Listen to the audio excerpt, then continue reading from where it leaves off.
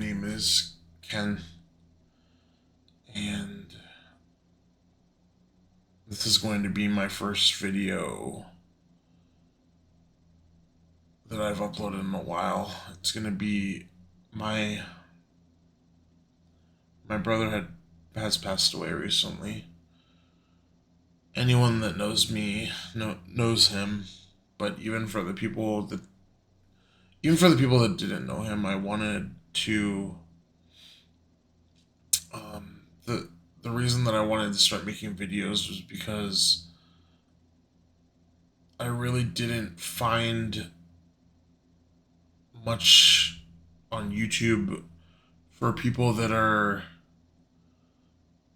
dealing with grief and dealing especially with a such a unique circumstance as my own.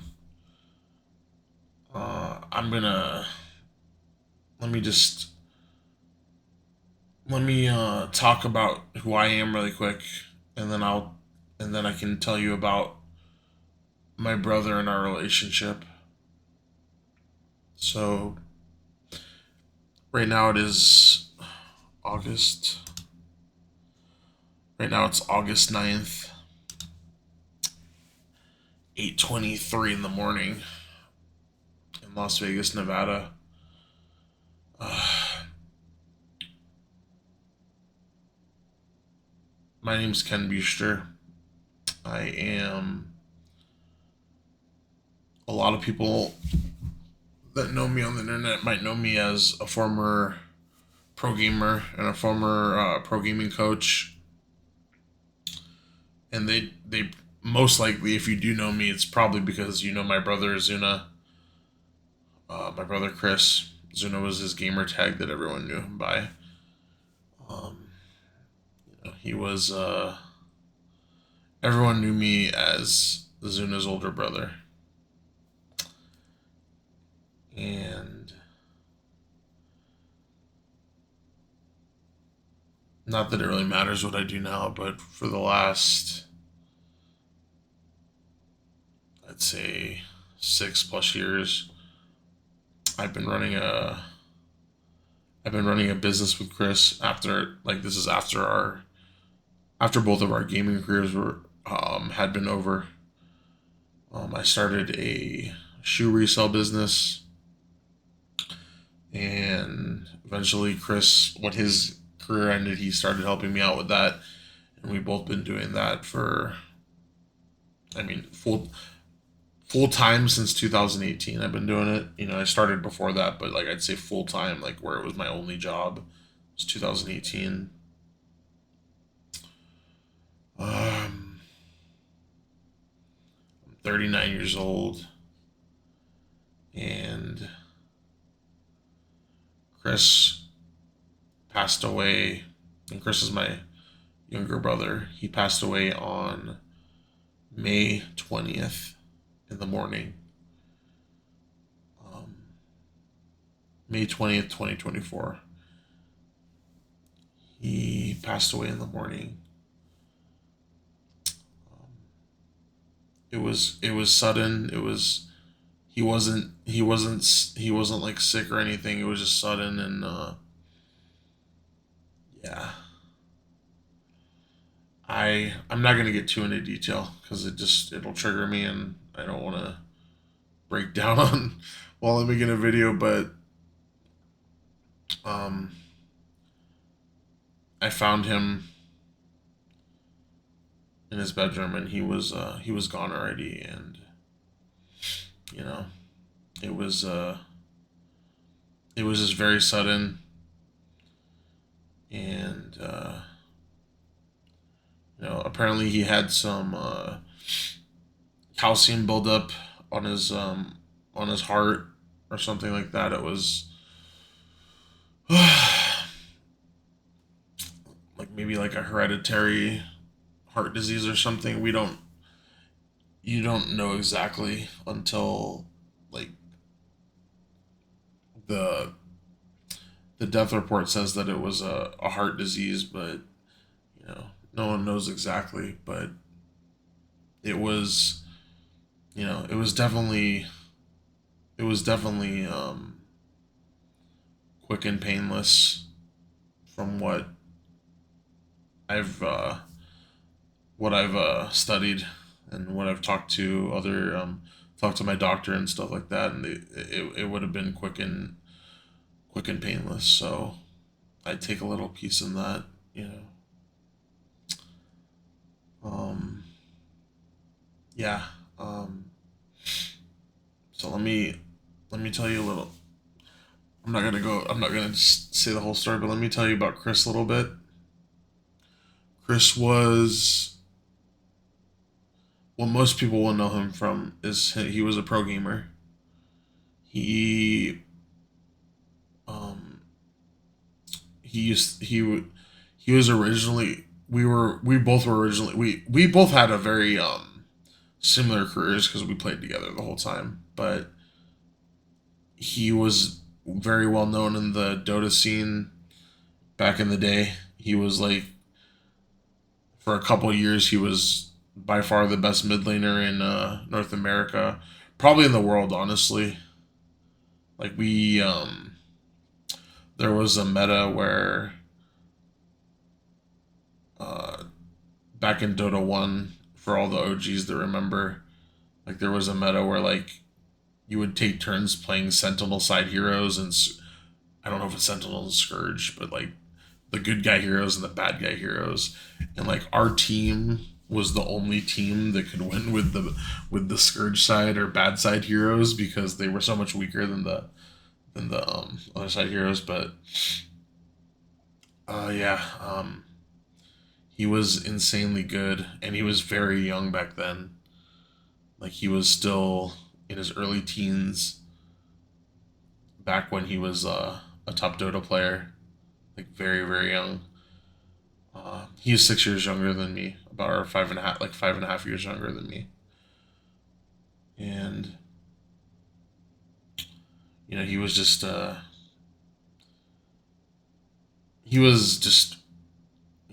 he was a talent for sure, generational talent. Then we played a little bit of Heroes of New Earth. The game kind of sucked, you know. We played a little bit in the competitive scene, but it wasn't. We the game was dying before it got started, honestly.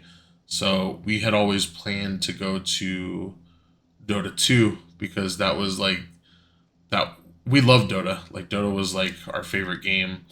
Like I'd say Warcraft, like even to this day, Warcraft 3, The Frozen Throne, and Defense of the Ancients, or Dota All Stars. Those are those are both of our favorite games. Um, maybe you could throw WoW in the top three.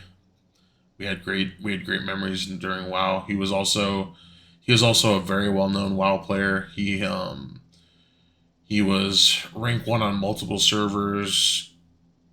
I can't even tell you, like he had a partner named Mega TF and they were just like this unstoppable druid hunter team. And like I can't even tell you the amount of accounts that me and Chris and him and Mega TF boosted Gladiator. Like that was paying our rent for a couple of years, like honestly. But yeah, he was rank one on multiple servers. Just easily one of the best WoW players, at least two versus two PvP that I know. Um, like we never got like he never got like serious into the tournaments or anything like that, but like the people that were winning those tournaments, he would always destroy them online. And then next was League of Legends. That's probably where most people would know him from. Um, Me and him, he started League of Legends a little bit before me. I didn't. I thought the game looked didn't look very good. That's why I didn't start playing it right away. But like after he had been playing it for like maybe a month or two, um, I was still trying to get a Dota 2. I was trying. Me and him were both trying to get Dota 2 keys to like play the game, and we couldn't even get keys to the game. And that's actually why we started playing League of Legends more seriously because we couldn't get access to Dota 2. And then yeah, so I started kind of late. Like all the top teams were already formed. like CLG and TSM, all these top teams, like they were already formed, and all the top players were already all playing together when I started taking the game seriously. So me and Chris went to make our own team. I'd say our team was it was decent, but it was the team that I was on the longest was we were easily top 6 North America for like the whole time, and it was like highly because of me and Chris. We were a lot higher skill level than our teammates. Not saying that they were bad, but like me and Chris would consistently beat all the top players, and our teammates would always lose us the games. And this is like early on, like way early on. But after a while, we had decided to. I decided to. We abandoned that. Not abandoned, but we both just gave up on the team because it wasn't like we were never getting like we were never breaking into that like top 3 that we wanted to be. So we were just like, fuck it, let's just make a new team. And then we found some good solo queue players and pretty much the best players that weren't on teams. And like I had rolled swap. I used to be a mid laner. I was very good at mid lane, but I swapped to support because we found a good mid laner. And then me and Chris was also top lane too, and he swapped to AD carry because we found a top laner, and we both pretty much like went all in on like AD carry support, and we really meshed really well. We laned really well because we pretty much knew each other's thoughts, and I'd say there was a good while there while we were playing League that no one in NA, like, there was no one in NA that could do anything against our bot lane. Like, we destroyed, I think Chaos and Xpecial were, like, one of the top bot lanes at the time. We destroyed them every single time we played them in solo queue. Like, it wasn't even, like, close. Like, go watch if there's clips of their streams. Like, they would joke about it because they were getting crushed, and it wasn't a scrim. It was solo queue, but we dominated them in solo queue. Like, me and Chris dominated everybody in solo queue. There wasn't any close bot lane to us at the time. So we played on that team for a while of the me, Chris, and then like 3 good solo queue players. We did very well. We were actually beating the top 3 teams in scrims. And then I remember we got to this tournament qualifier for, I think it was one of like the LAN tournaments, like one of the early LAN tournaments. And our mid laner was this I don't remember his name, but he was like this young Asian kid, and he was very good, but he just choked so hard during during the important game in the tournament. And like to a mid lane, like he was beating these mid laners in scrims, but during the tournament he just completely choked, and like we just couldn't win. It was like a 4v5, like we could not win, and he just continued to choke in high pressure situations, and that was kind of the downfall of that team. And then that was when I had just decided to, personally, I had decided, like, I was like in my, I've been mid-20s at the time, maybe early 20s, mid-20s. I needed to start making money, and I was making very little money playing League of Legends. Making like $100 a week or something, like nothing. So I had decided to just quit. And even though I was probably, in my opinion, I was the best support player in NA, but I just decided to quit because like our team, like our team was at the time, like you needed to be like on a top three team to go to the LAN, and our team wasn't top three, so I was just like, fuck it, like, and I didn't know. I honestly didn't know. I didn't know that league was gonna grow into what it did now. Like, I mean, just I didn't know. So I quit at the time. Chris kept playing, and he joined. He joined some other teams, and then he eventually the LCS was announced. The LCS got announced about 6 months after I had quit the game, and then Chris kept on playing. He qualified for the LCS, and then that's the LCS is a whole nother story. But yeah, after that, after our LCS stint, Chris swapped over to Heroes of the Storm, and I swapped over with him because I tried to. I was coaching at the time League of Legends, and a lot of the top teams, they were just playing games with me and promising me stuff and then never coming through with it. Like so so I quit. I tried for a whole split to get on a top team as a coach, and they went with like unexperienced shitty coaches, and that's why like every team that passed on me pretty much like got worse. So like it wasn't really it is what it is. And I'm glad that it didn't happen, because like I didn't really have a passion in being a coach. Like it was like kind of something that's a story for another time. But anyway, that's why I got into Heroes of the Storm, and then me and Chris both played Heroes of the Storm for a couple of years. Like maybe we played it pretty much until the game died. The professional scene died in the game. We were like, I'd say until the end, we were at the top of the scene for the entire time. Chris was by far the best player, one of the best players in the world, by far the best player in NA.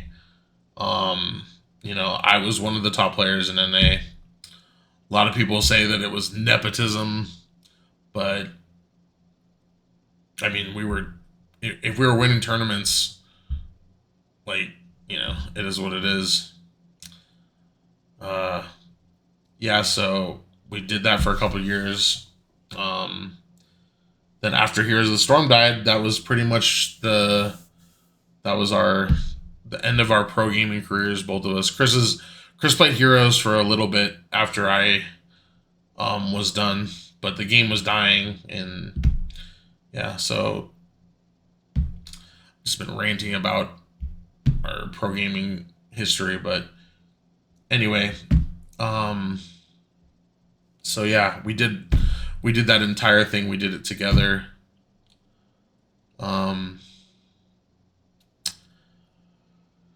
Yeah. Let me talk about.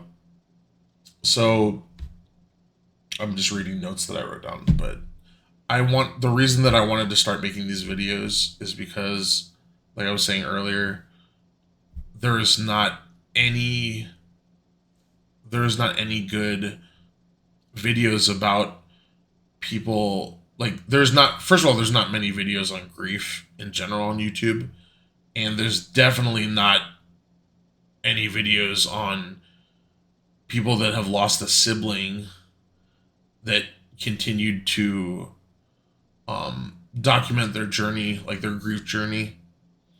And like, I figure that like everyone grieves differently, and I genuinely think, like, especially now that I've experienced this, that the closer you were to the person that you lost, like, the more fucked up the more it's gonna hit you. You know what I mean? So like, I see how damaged I am compared to like my other brothers or my friend or Chris's, like my friends that were Chris's friends too. Like, and it's definitely not a competition, but if the closer you were to someone, you're just going to be more fucked up. You're going to have more, the grief is going to hit you harder. It's going to, and that's what I want to talk about. I want to talk about my journey. I started therapy. Um, I just want to, I want to have something to look back on too. But I mean, hopefully this can help. I'm hoping it can help people. That's what I hope. Uh, yeah. So let me just give you a brief description of our relationship because it was very unique. Like I know a lot of siblings just aren't like you hear one thing in the grief community. What I've noticed is that if you lose it, there's a lot of info out there for people that lose children, that lose spouses, that lose a parent or a grandparent, or even a best friend. But like sibling loss is very like I don't know if it's taboo or whatever, but there isn't very much info about people dealing with sibling loss. And for me, I need to explain our relationship so people understand what I'm talking about in the future. But so for me and Chris passed away at around about 33 and a half years old. Um, he was on Earth for 33 and a half years. We lived together in the same room or in the same house for at least 32 of those 33 and a half years. For our for our entire adult lives, we've lived together. We were partners. We were partners in life, We were closer than any we were closer than any married couple that I know, any romantic couple. Like like we fulfilled we how do I explain it? We fulfilled so many, like we checked so many boxes for each other that like neither of us like were in romantic relationships. Neither of us had kids. Neither of us had wives. You know, we both like it wasn't like it was off the table for the future, but neither of us wanted that at the time or needed it. We both loved our lives, and like we checked like I said, we checked so many boxes off for each other, and like in the what we needed departments. Chris was, I mean, we saw each other every day. We did stuff together every day. Like some of the stuff that I've been going through is just like everything that I did was for two people. Like whether it's buying groceries or ordering Uber Eats, something simple as that.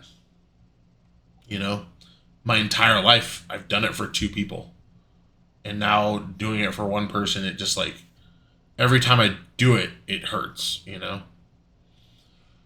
I keep on. It's been about, let's see, 2.5 months. A little bit more. It's been a little bit more than 2.5 months since he passed. Uh, it's not any easier at all. I miss him more every day. It just does not get easier. The pain. I'm at a constant like. I'm at this constant pain and sadness level. Like just when I'm alone, I'm just at this constant pain and sadness. Just that is my. It's my new normal of just being sad and in pain and having in melancholy. Just it's my new normal. The only time where I would say that it like is relieved a little bit is when I'm spending time with the people that love me, like my brothers and my nephews and my friends. But that's like it's like a temporary thing because as soon as they leave, I go straight back to my normal, which is just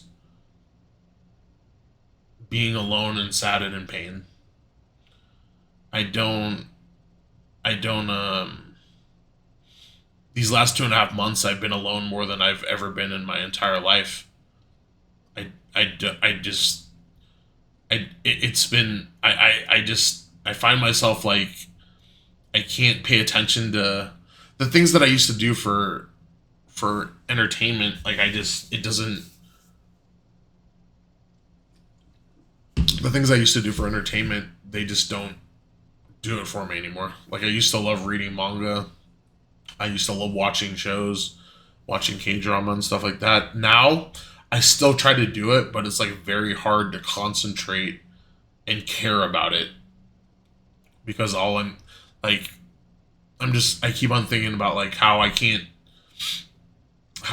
do anything with Chris when I did everything with him, especially the stuff that I like. Everything reminds me of him. We used to do everything together, so it's just I'll go deeper into this in future videos. I wanted this video to be more about of like an introduction to who we both are. But yeah, at the end of it, I'm gonna try to make at least a video a month. You know, I've already made the second video talking about my last night with him. I'm gonna probably release that next week. But yeah, the whole point of this is just to have footage for myself, you know, and hopefully by like documenting my grief journey, like if it even helps one person, I'll be happy. I don't know if that like I have this feeling somewhere that like God wants me to help other people that are going through grief. So I hope these videos will do that. But yeah, my brother Chris was my everything to me. He was like a son to me. He was my best friend. He was my partner in life. He was my confidant. He was who I talked to about everything. He was the person I love most on this planet. I loved him. I still love him. I love him as much as a human can love another human. You know? And I know it's very strange for other people because they don't. I think a lot of brothers aren't this close, and people aren't used to like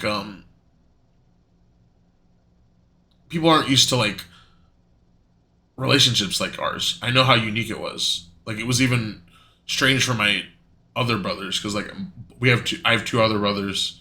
There's four of us in total. I have two other brothers and they're both married. They both have children. And like it was always hard for them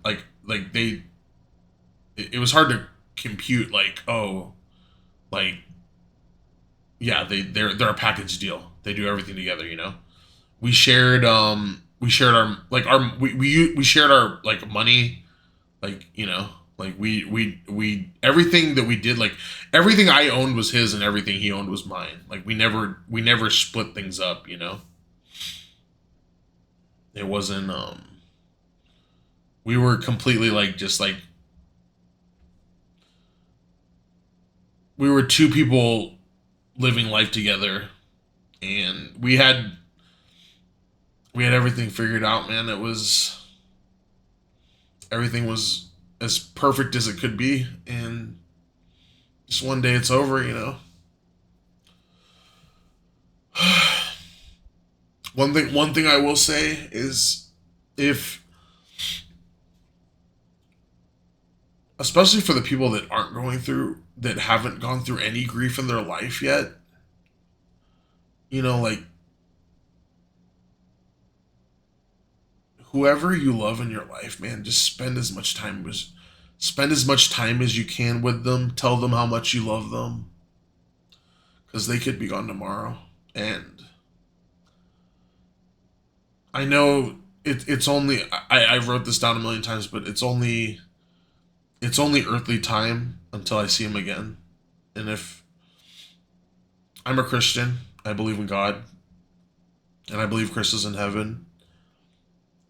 And now I'm gonna do everything I can to be up there with him when it's my time. So I genuinely I genuinely believe that we have eternity together in heaven. So while it does scare me thinking about just living here on earth without him, like that's what keeps me going is my faith, knowing that I'll see him again. So I think I'll end it there. I've been talking for too long, but I do not even have a clue of what I'm going to talk about on my third video. Maybe I'll talk about what I've been going through in therapy or something, or but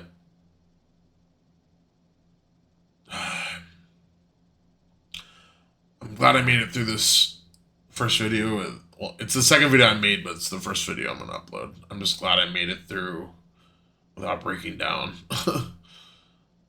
I've done a really good job. It took me weeks.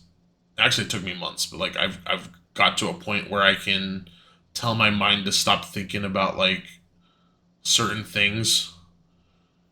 And it's like it takes a lot of practice, but it's not easy. But I'm gonna try my best to document all this, everything that I'm going through, and I want people that loved Chris, and even people that didn't know about Chris, I want them to know who he was. So I'll keep making these videos, and I also have a Twitter. Um, it's at KenmaChris. It's the same as the YouTube, and I try and write a memory of him every morning when I wake up. So feel free to follow that if you want to, and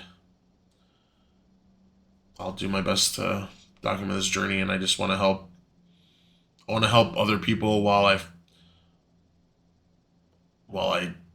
just want to document. I have no clue what it's going to be like in the future, but I just want to document it. So, uh, to my brother Chris up in heaven, I love you, and I can't wait till we're together again, brother.